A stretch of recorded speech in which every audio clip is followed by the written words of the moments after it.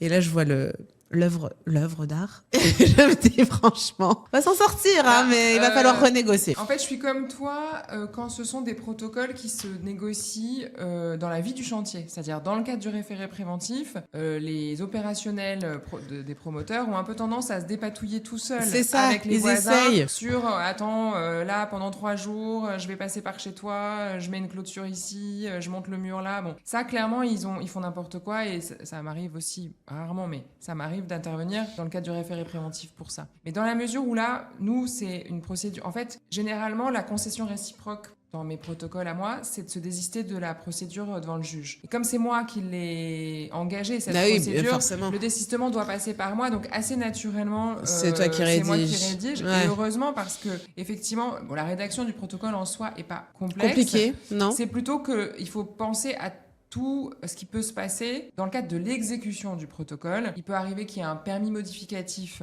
à déposer et à obtenir. Donc ça, c'est une complication. Il peut y avoir aussi des différents moments de libération des fonds de l'indemnité en fonction de l'ouverture du chantier ou en fonction de l'acquisition du bien.